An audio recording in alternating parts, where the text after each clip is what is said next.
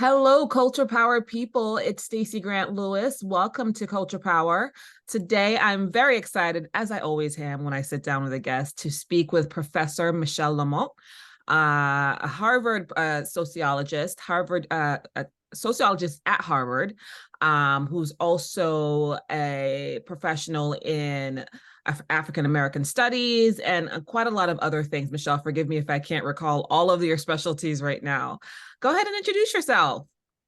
Yes, well, what should I say? I'm a cultural sociologist. My main areas of research are the boundaries between groups, including ethno-racial groups and class groups. I'm professor of sociology and African American studies at Harvard. And I'm also the Robert I. Goldman Professor of European Studies because I've done studies of racism and class boundaries in the US and Europe and many other things. But we're here to talk about my book, Seeing Respect, which is something else altogether. Yes. So Seeing Others for me was thank you for making it such an easily digestible book where anyone really, you hear sociology and you're like, wait a minute, that sounds like some kind of textbook, but it's really easily accessible information, meaning that you're able to consume it easily. I went through it I have Post-its all over this thing because it was really, maybe it's because the topic interests me so much. Exactly. Listener, I really do think that you'll have an easy time getting through this book. What brought you to write this? Well, first of all, before we even get there, Michele, it's interesting to me. The listener can't see you. You present as a white woman from Canada, yes? And you are the sociology professor of African American studies, and you study ethno-racial boundaries. What brought you to the topic in general? Well, I grew up basically during the peak of the progressive nationalist movement in Quebec in the 70s. I grew up just next to Ottawa, which is the physical border between English and French Canada. Okay. On one side of the border, 80% of the people speak French. On the other side, most people speak English. And that's at the time in history where the conflicts were extremely strong and the boundaries were not, historically, they were religious, but the language boundary was even more important. So the question of how to bridge boundaries has always been very important to me. And of course, coming to the US, I did my graduate work in France, and then I came to the US in 83. And, I've seen a lot of parallels between the context in which I was growing and the context in the US and the mobilization of African Americans to affirm their culture and their identity as a group. And during the Trump era, like many people, I was quite depressed. I felt like history was not going forward, was going backward. And I became very interested in understanding how people gain hope. So that led me to study narratives and how we are exposed to other narratives that allow us to project ourselves over in time so that we can imagine alternatives. So it's really out of this moment of desperation that I think many of us experienced during that period. And to try to think about a way forward that would be the book does seem a bit prescriptive in that it gives you solutions to counter some of the things that are happening. And as a fan of sociology myself, that it's just research. There's maybe there's some inference of your opinion, but these are the facts. Here's how we can counter what's happening, which I really enjoyed. So let's just go through it without giving too much away because we want people to buy it. We want people to buy Seeing Others. Changing hearts and minds. You talk about change agents, both for positive and for negative, on the right, on the left, in these divisions. Because you were talking about, for example, on the right, listener, think about the right pundits like Joe Rogan and Tucker Carlson. It does seem to me, because those people are so well rewarded in terms of financially for those opinions that they have. How much of this is just capitalism at play, in your opinion? Well, the book draws on the 185 interviews with people I call change agents. Yeah. And these are people who, through their professional life, are putting out alternative narratives about the story of groups, but also, how our society is doing and where it's heading. And this includes a lot of people who are stand-up comics and very influential people. Like Nicole Hannah Jones, who created the 1619 Project, which gave had an enormous influence in American society in redefining the canon through which we understand American history and the place of Blacks and slavery in particular in our history. So that's an example of someone who, as a journalist, has really created a huge, alternative. And DeSantis, the governor of Florida, really went after critical race theory, in part because this project really took roots, So some of the people I interview, extremely, successful stand-up comics like Camo Bell or Bill Adler, many people who make a very good living. Now, I don't think it's only capitalism, because a lot of these people, when we did 75 interviews with these Hollywood creative and stand-up comics, and they have as an objective to really create what motivates them, of course, is to make a living. But they are doing it in part by creating new vision of what our society is about. And for them, we have another paper that's connected to the book, which is titled Multicultural Meritocracy. And it's about people in this milieu thinking that it's not a meritocracy because there's so many hurdles that people have to overcome. So, for instance, writers in Hollywood who are African Americans, let's say, may have access to special internships where they can gain, experience with writing, but these internships at the end up being ghettoized so that they don't end up having full-time jobs. So they are the people we interviewed are very astute at finding the many ways in which they're not playing in the same sandbox as most people, and they want to create an even playing ground, How do you define ghettoized, by the way? Because if you have several of these internships on your CV, people will think, oh, you got them because you're Black, as opposed to, oh, all these experiences equip you better to be able to become a contributor to a writing, so it's a little bit, so they're opportunities that are created that are not really at the end opportunities that truly help people, because they're viewed as being special categories, So that's I guess the rub for me and the friction is the people that you've described are using history and facts to advance that narrative, right? It's research based. And then on the other flip side, there's a category of change agents who are using like society's natural negative bias to create a narrative not based on fact at all. Exactly. Right? So as a reader who might be, interested in learning more about that, any advice of how to tell the difference? Well, the book does not look in detail at the conservative end of the political spectrum, because there's a lot of books that do this, like wonderful book Fox News by Reese Peck that does that. I feel I don't need to do that. I think, the way that you can deal with this misinformation is simply to educate yourself and develop the tools you need to understand how do people operate. There are ideologues at both ends. Yes.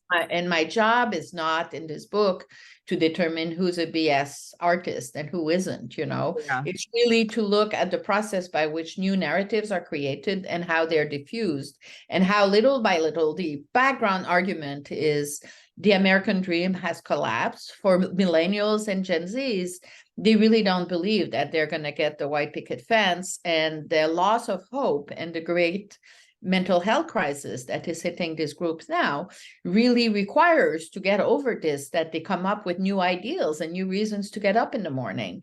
And I make the argument that, because the book also draws on 80 interviews with Gen Zs, that for them, living a life that is fairer, where there's more social justice, becomes really a deep motivation. So that's why some of them will fight for, gender neutral bathrooms, or the pronouns, which for many boomers, the pronouns, the they and them, they just don't understand them. They don't understand why it's so important to Gen Zs. So the idea, especially post-pandemic, after decades of growing inequality, if you don't believe that it's worth living to, consume and just accumulate things, what are you going to get up for in the morning? Well, the answer I find through these interviews is we want to create now the world we want to live in, where we can be ourselves, live authentically, and be your better self, be the full self that you can be by creating a world that is more equal. So they just spend the young people we studied and the change agents we interviewed just spend a lot of energy trying to transform society so that sexual harassment doesn't go, sanctioned by organizations, Right. or races. We don't have to witness racism and not do anything, Right. I do think that every generation is reacting to the previous generations, right? So even the white picket fence analogy, many younger people probably don't want that homogeneity. They don't want to be the same as their neighbor. They want to be recognized as individual. And I kind of feel, I'm a Gen Xer, that they've given up on us a little bit. Yeah. They said, you know what, you got it. Okay, here's what we're going to focus on. But there's still this tension of the world trying to impose exactly. homogeneity in thinking and being on the world still. Totally. And I think a lot of parents don't understand where their kids don't want to just fall in line. But I make the argument in the book that there's a lot of possibilities of alliances across generation, because I think the Gen Zs totally underestimate the extent to which the boomers were agents of change. Like my generation, we fought the battle of everyday feminism, Yeah. I mentioned in the book how my brother was mowing the lawn once a month and I did the dishes every day, So we did fight the good fight of trying to transform gender relationships every day from early on. And I think because the boomers, the Gen X, we really screwed up with the environment. They're totally right, Mm-hmm. With our big cars and our lawns and our overconsumption, we really created a future for them that looks extremely terrible. And I totally understand why they would be very upset at our generation for doing this. But it doesn't mean that we cannot be allies on other grounds. And I think we saw that with Black Lives Matter. And if we think about the current movement of unionization in the country, the fights at Amazon or a Starbucks, or even the recent fight with the Hollywood actors, a lot of these fights are informed by the battles of Black Lives Matter, because people are claiming recognition in these battles. It's not only about increasing the paycheck, it's also about, not letting the automobile companies who have been subsidized by the government rack in profits without redistributing. It's about issues of social justice, that really resonates. I don't know if you can answer this question. It sounds a bit like a psychology question, but what is it about humanity? Have you noticed this, that we'll get to a certain place within our generation, we think we have it, and then it's either we get complacent, or, for lack of a better term, just kind of stuck in our ways that this is how it should be. And so that the next generation that comes on thinks that, okay, but it's not the way it should be. We need to advance a bit more, but there's still the arguing that goes on. It's like my kids probably think that we don't understand them. They're teenagers, but we used to be teenagers ourselves. What do you see that parallel in every generation? You get to a certain point, it's like, okay, we have it. Yeah, I think it has to do with what gets to be foregrounded and put in the background. Like for my generation, a lot of issues that my children who are 22 take for granted, we had to fight for. A lot of the gains of feminism, they think it's always been like this. They don't realize what has been gained. And I think for me, I kind of resist having explanations that have to do with human nature. Because I think we know very little about human nature. We have a lot of stories and narrative, but raw evidence about human nature, it's just stories that we tell each other. But I think it totally makes sense that as things change, what gets foregrounded and backgrounded in our perception of reality is transformed. And but, like if you think for young queer people today, the fact that they have access to, actors and shows like Transparent, which we gave them, is a point of reference. And you have grandmothers who can watch Transparent and say, oh, that's what a trans woman looks like, But that didn't exist 10 years ago. So the normalization of these narratives that became available transform what is deemed, possible for the new generation. So that a lot of what the book does is really explain how this works, because the everyday consumer of popular culture doesn't know about narratives, I think, and they don't necessarily know the dynamic of production and diffusion of narratives. So the book really explains these things that are pretty self-evident once you've read them, but you haven't, it's like, oh, that's how it works, And dear listener, it's okay if you don't understand it right away. It's not designed to be out there for you. I mean, some of these new organizations, including Culture & Co., are about propelling that information forward, so it's there for you, but those didn't always exist, clearly, right? You're overworked and you're stressed about your job, but now all of that information is there, and so orgs like mine and others will hopefully bring that forward. So let's also move to strategies for transformation. So this is that kind of the prescriptive part for how Hollywood kind of takes what's going on in our society and puts it on our screens and how they do it. So I see here we're using humor, emotional modulation, see it and be it, reflecting reality, the Trojan horse. These are actual strategies that Hollywood uses to propel certain messages. Can you speak to those more? Yeah, like the Trojan horse, it's we use this label to talk about how comics say, well, our job is not to lecture people and tell people to eat their vegetables, right? It's to get them to laugh. But while we're laughing, we're also throwing in a lot of little messages that can be resonant to them, like resonant, like, like this racist guy is an idiot, Yeah. So the thing that are evoked to which the audience can really connect with is how also they are throwing in the messages, or see it to be it is about representation. If you're a trans person and there's never any trans person to be seen anywhere around, you might experience yourself as different from the average person, but you don't necessarily know what you're entitled to and how to behave as this kind of person.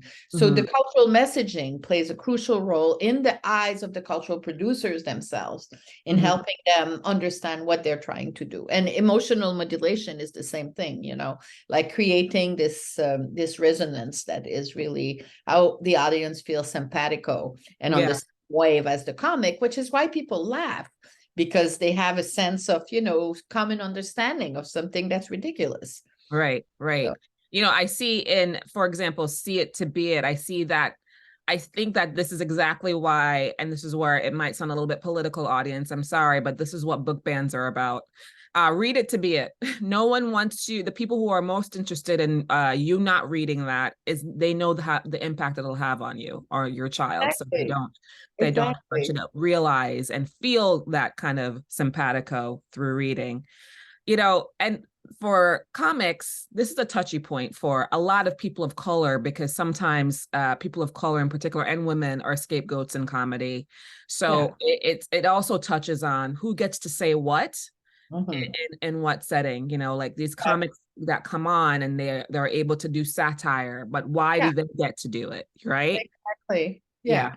And like someone like Camembert, when I interviewed him, he said, well, I'm also married with a woman, and I present myself as the safe middle-class guy that can cross over audiences. The Black audience relates to me, the white audience relates to me, but in his show, what is it? United Colors of... Yes, I saw this. Yeah, he has this episode where he goes to interviews in Arkansas, I think. Yes. Some Klan guy. Very it's a great episode, but he's explaining to the audience, which is white and other colors. I think it's a multiracial, what it is. Who are these morons? And he doesn't laugh at them in their face, but the sub messaging is really like, oh wow, that's what people like this think. Yes. And that's the reality. Yeah. That was a tense episode. I remember feeling afraid for him because wow, they really don't like you. Yeah, exactly. How are you putting yourself in that situation? Get out of there. Yes. So, I already touched on, how the public can tell the difference between positive change and capitalism. And like you said, you're not really in the business of trying to define human nature. The politics of distribution and versus recognition. Let's talk about that a little bit more. Yeah, that's a touchy topic because, before the 70s, so many arguments in politics were made around questions of class. And then people really started pitting race against class, saying, you know, race domination is more important than class domination. And then many people like, and, you know, thinkers and writers and journalists started saying all these arguments about identity, such as race or gender, are distraction from the real issues, which are wallet, basically money, resources. So some of the experts in those questions said, well, you have the politics of distribution, which is about who gets what. And that's really what matters more, because people want resources and they need resources.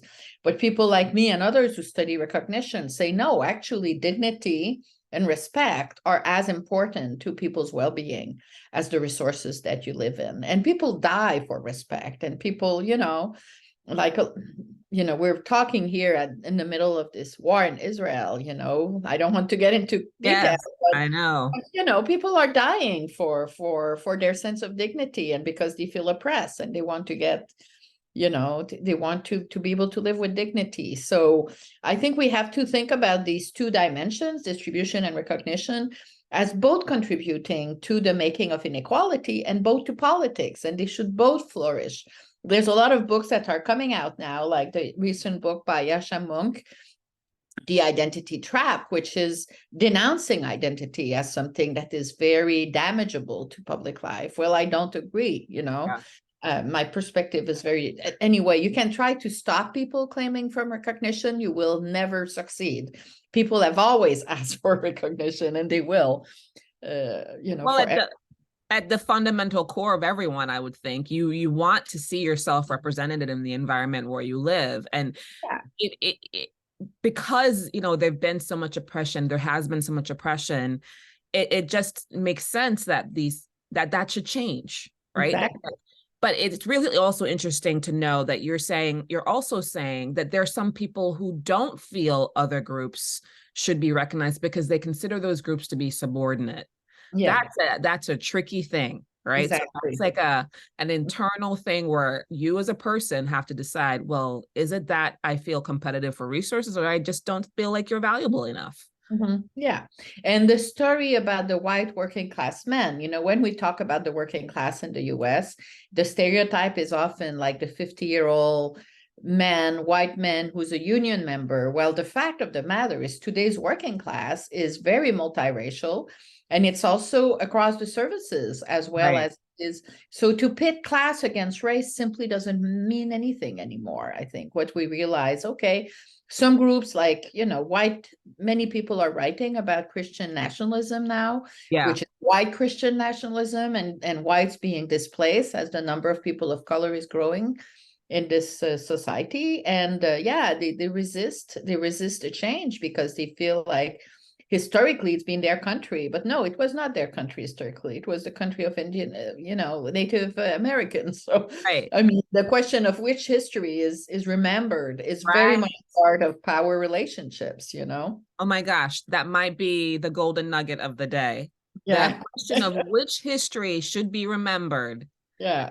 That is the big question. So we could probably talk about that all day. But I want to move on to how we can combat what we know is happening. You know, culture and community is essentially about that.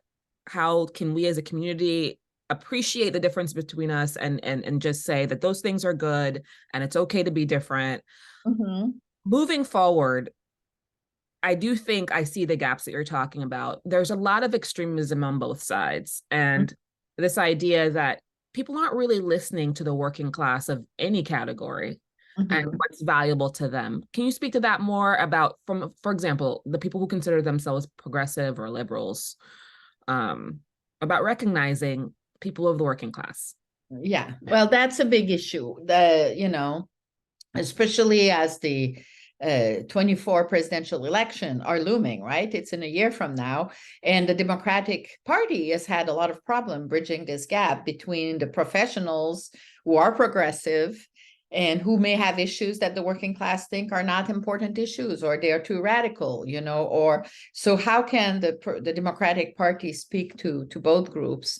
And I think there's a lot of work to be done at that level. When the workers kind of rejected Hillary Clinton, I think they were totally right, to the extent that she was in bed with Wall Street, as Bill Clinton was.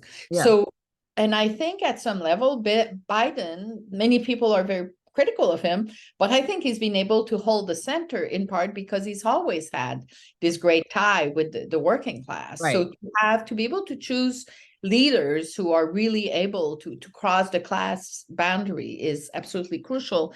And I think the Democratic Party doesn't fully recognize the extent to which neoliberalism, which is the idea that people's values should be measured by how much money they have and how successful they are, and how much they can consume and what degree they have, how deeply damageable and hegemonic means really dominant. This idea has become over the last 40 years, since Reagan came to power in 1980, so that most people, the majority of Americans, don't have a college degree. So they go through life being told that they're losers, Right.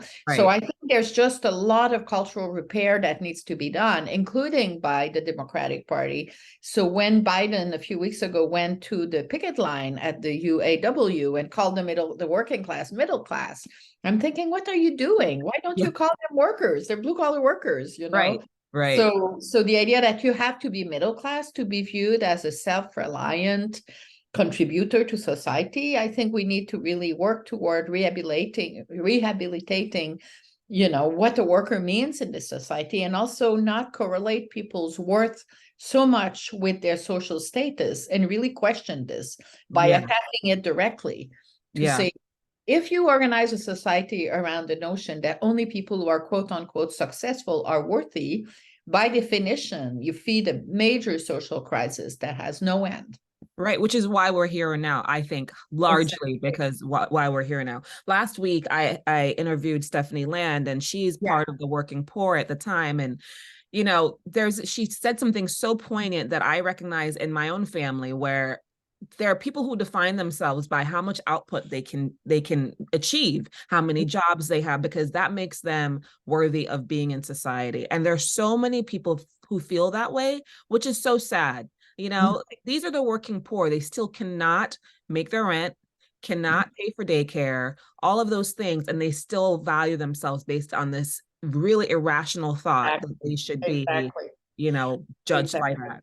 Yeah, and that's alienation. And I think it's very hard for Americans to get out of this, because it's the dominant ideology. It's what, we are told every day, that everyone is supposed to be successful by these standards, right, which are not attainable by the majority. And that's how I think we end up with the opioid epidemic. And, people are just discouraged. There's no way out,